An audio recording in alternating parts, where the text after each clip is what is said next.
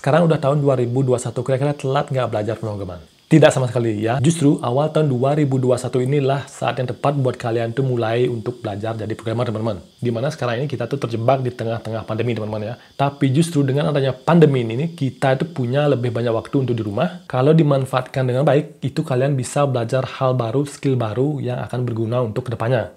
Salah satunya adalah belajar pemrograman. Tapi, sebelum kalian tuh belajar lebih jauh lagi, saya ingin mengingatkan bahwa ada beberapa kesalahan umum yang sering dilakukan oleh programmer pemula ketika belajar pemrograman, teman-teman. Jadi, sebisa mungkin kalian tuh bisa menghindari hal-hal berikut ini, supaya nanti proses belajarnya kalian tuh efektif, kalian bisa menjadi programmer yang lebih baik, kualitas kerjanya kalian lebih baik, dan yang paling penting adalah skillnya kalian tuh supaya terus bertambah, nggak berputar di situ-situ saja, teman-teman.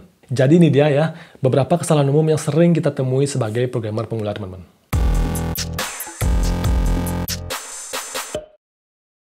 Jadi yang pertama adalah kalian tuh ada perasaan takut dan tidak percaya diri.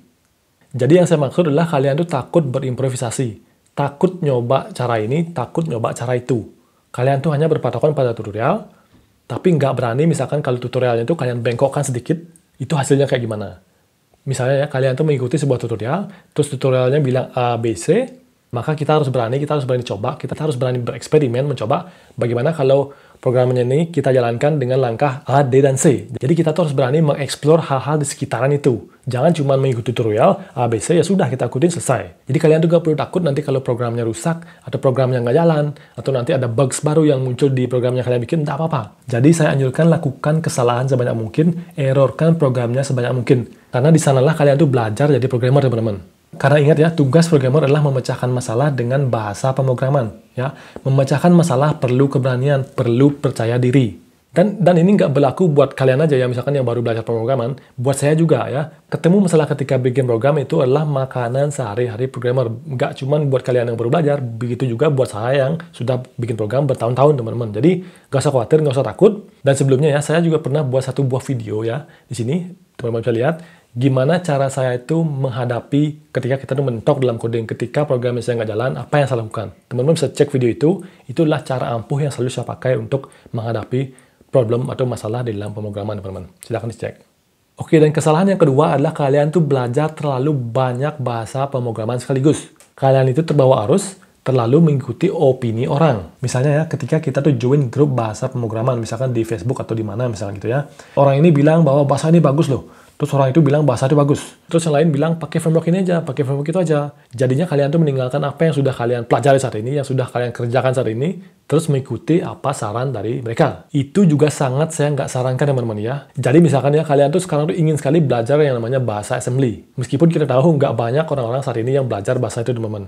Tapi misalkan kalau kalian pengen sekali belajar bahasa assembly, ya sudah, pelajari. Kalian tuh fokuskan di sana, ya nggak usah peduli apa kata orang di sekitarnya kalian. Kalau kalian tuh bisa fokus di sana, bisa ahli di sana, keahlian itu yang bahkan nggak banyak orang yang bisa, itu bisa sangat berguna sekali buat kalian, teman-teman. Jadi cukup pelajari satu bahasa dulu dan fokuskan di sana. Sampai kira-kira kalian tuh merasa nyaman dengan bahasa itu, buat proyek yang banyak dengan bahasa itu, nggak usah mikirin bahasa lain dulu. Karena nanti tuh ada saatnya kalian tuh akan mulai melirik-lirik bahasa lain, teman-teman ya. Pastinya setelah kita tuh menguasai satu hal dulu, setelah itu pasti ya, seorang programmer itu pasti akan tertarik dengan bahasa lain, teknik baru, framework baru, itu pasti, gitu loh. Makanya jangan heran kalau kalian tuh melihat, kenapa sih programmer ini dia tuh bisa banyak bahasa? Kenapa dia tuh bisa ngerti banyak framework? Kenapa bisa kayak gitu? Ya karena itu tadi ya, seorang programmer tuh memang akan selalu seperti itu. Dia pasti akan selalu mulai dari satu bahasa dulu, satu framework dulu. Setelah dia bisa, pasti dia akan mulai melihat-lihat, mencoba-coba hal lainnya. Nah, makanya ya, buat kalian yang baru belajar ya, jangan biarkan hal-hal kayak gitu tuh membuat kalian bimbang, membuat kalian bingung. Bahkan kalian tuh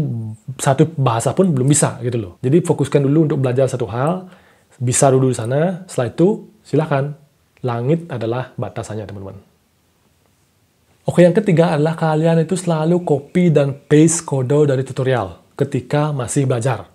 Ya, ini adalah hal yang paling sering saya lihat di lapangan, sering saya lihat di mana-mana. Disadari apa enggak ya? Ini bukannya akan buat kalian tambah jago, malah akan buat kalian tuh tidak akan berkembang, teman-teman. Malahan bisa saya bilang bahwa belajarnya kalian tuh nggak akan efektif dengan cara copy dan paste kode, teman-teman. Kenapa? Karena coding itu adalah latihan untuk otak ya, mengajari otak untuk berpikir dengan logika. Mengajari otak untuk mengingat sintak. Kalau pas kita belajar, terus kita main copy-paste saja dari tutorial atau langsung dari dokumentasinya, Terus apa yang kita pelajari ya? Karena nggak ada yang perlu kita ingat, karena nggak ada kode yang harus kita ketik, tangannya kita nggak bergerak, pikirannya kita nggak jalan, pikirannya kita nggak bekerja, ujung-ujungnya kita pikir kita bisa bikin program, ternyata kita tidak. Karena kita nggak belajar. Itu, kamu yang di pojokan, ya kan? Kamu sering copy paste kan? Kamu sering copy paste kode kan? Jangan lakukan itu lagi ya, jangan kayak gitu lagi ya. Kalau belajar, mulailah belajar dengan benar ya, jangan copy paste. Kalau bisa ketik satu persatu, kalian ketik baris demi baris, maka sejamin belajarnya kalian akan lebih efektif, kalian tuh akan bisa mengingat lebih banyak hal, teman-teman. Oke, yang keempat adalah kodenya kalian tuh acak-acakan. Format kodenya kalian tuh acak-acakan ya. Dan pasti ada yang bilang, saya kan baru belajar, Bang. Wajar dong kalau kodenya satu acak-acakan, tapi kan yang penting programnya saya bikin itu jalan. Tapi penting juga memformat kodenya kalian itu sesuai standar ya. Sesuai standar yang dipakai oleh banyak programmer saat ini, sesuai dengan standar yang disarankan oleh masing-masing bahasa pemrograman ya. Karena kita tahu bahwa setiap bahasa pemrograman itu punya standar atau gaya penulisan mereka sendiri gitu loh. Misalkan JavaScript mereka tuh punya style seperti ini, Python punya style seperti ini misalkan, dan yang lainnya. Jadi sebisa mungkin kalian tuh ikuti standar tersebut dari awal teman-teman ya. Sehingga hal itu akan menjadi kebiasaan. Jadi biasakan menulis kode dengan baik, akan nanti kedepannya pun akan kalian tuh kan konsisten selalu baik gitu loh. Daripada kalian tuh selalu dari awal tuh acak-acakan terus, nanti ke depan pun kodenya kalian akan tetap acak-acakan gitu loh. Dan semua pasti tahu kan bahwa bahasa pemrograman itu adalah perintah dari kita untuk komputer untuk melakukan tugas tertentu. Tapi jangan lupa, kode perintah itu adalah ditulis oleh manusia. Dan yang akan memaintain program itu adalah kita juga, manusia. Yang akan memperbaiki bug dari program itu adalah manusia juga. Jadi ya selalu ingat di dalam hatinya kalian bahwa ketika kalian coding, ini kode akan saya baca 6 bulan lagi. Ini kode akan saya baca setahun lagi. Apalagi kalau kalian tuh nggak cuma kerja sendirian, kalian tuh bekerja dengan tim. Format kode yang kalian tuh dengan baik, sehingga kita bisa baca, temannya kita, anggota timnya kita juga bisa baca dengan mudah, teman-teman. Oke, kesalahan umum yang berikutnya adalah kalian itu memberi nama fungsi, memberi nama variabel, nama file, kodenya kalian itu kurang jelas. Misalkan ya, kalian tuh punya sebuah program yang perlu input nama. Jadi kalau bisa namai variabelnya kalian tuh name atau nama. Jangan variabel X. Dan sama juga ya, misalkan kalian tuh perlu sebuah fungsi untuk baca file. Namai fungsinya function read file, bukan function Y. Kenapa? Karena sama seperti yang sebelumnya ya, yaitu kode ini akan dibaca oleh kita juga, dibaca oleh manusia juga. Jadi di-maintain sama kita atau anggota timnya kita ya. Jadi penamaan yang benar dan jelas ya, akan mempermudah kita tuh untuk memahami apa yang kode itu lakukan. Dan satu lagi ya, mempersingkat nama variabel, mempersingkat nama fungsi, itu nggak akan ngaruh, itu nggak akan mempercepat eksekusi programnya kalian. Itu nggak ngaruh. Yang penting adalah singkat, padat, dan jelas.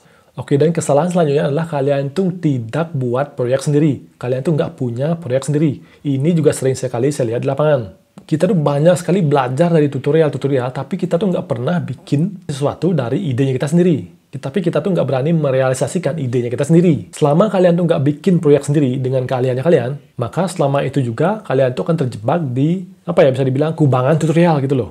Kita tuh hanya belajar di sekitaran tutorial tersebut. Kalian tuh harus seperti anak burung ya, baru belajar dan baru lahir, mereka tuh berada di sekitaran induk, berada di sekitaran sarang. Tetapi setelah tumbuh dan bulunya sudah cukup, maka mereka akan belajar terbang. Gimana caranya mereka belajar terbang? Mereka akan loncat dari pohon yang tinggi. Sama juga dengan kita ya, awal-awal silahkan baca dan praktekkan banyak tutorial, tapi ada suatu saat kalian tuh perlu belajar terbang sendiri. Gimana caranya? Ya sama, loncat. Nggak, maksudnya ya buat proyek sendiri gitu loh. Belajar terbang itu pasti nggak akan mudah ya, akan ada risiko juga. Pasti kalian tuh akan terbentur ranting sana-sini, dan yang paling parah mungkin aja kalian tuh akan mentok di batu di bawah gitu loh. Sama juga dengan programming, kalian tuh harus bikin proyek kalian sendiri. Saya tahu itu nggak akan mudah ya.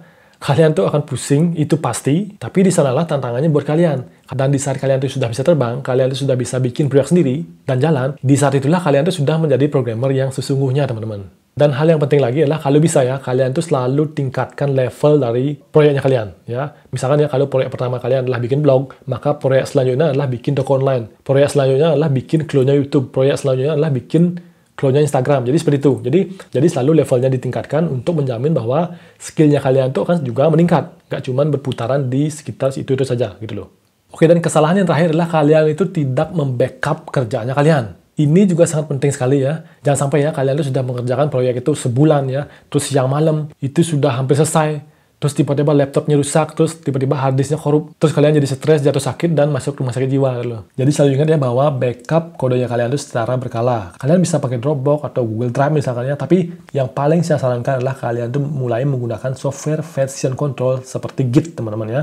Karena dengan Git, kalian tuh bisa menyimpan kode kalian tuh di GitHub dan bisa akses dan dikerjakan dari mana saja ya. Dan buat kalian yang belum tahu apa itu Git, gimana cara menggunakan Git, saya sudah ada sebuah video seri tentang bagaimana menggunakan Git untuk pemula, teman-teman. Jadi silahkan cek video tersebut dan mulai menggunakannya sekarang juga, teman-teman. Jadi untuk berjaga-jaga ya, untuk menghindari hal-hal yang tidak diinginkan, selalu backup kodenya kalian. Oke, jadi itu dia teman-teman ya. Berapa itu ya? Tadi 7 ya, 7 kesalahan yang sering dilakukan oleh programmer pemula. Kenapa saya tahu? Karena saya juga pernah melakukan hal-hal tersebut. Saya juga pernah berada di posisi tersebut, teman-teman. Jadi itu normal sekali. Makanya saya beritahu di sini supaya kalian tuh bisa belajar dari pengalaman saya dan tidak melakukan kesalahan yang sama, teman-teman. Jadi gimana teman-teman ya? Apakah kalian juga melakukan beberapa kesalahan tersebut? Atau kalian melakukan semua kesalahan tersebut? Gak apa-apa ya. Programmer adalah kegiatan belajar tanpa henti. Jadi saya sarankan ya memang kalian tuh harus banyak buat kesalahan. Karena dari sanalah kita tuh akan belajar paling banyak, teman-teman. Yaitu dari kesalahan. Dan seperti biasa ya, kalau kalian suka dengan tips-tips yang saya berikan kali ini, jangan lupa like dan jangan lupa subscribe juga buat yang belum. Dan sampai jumpa di kesempatan berikutnya.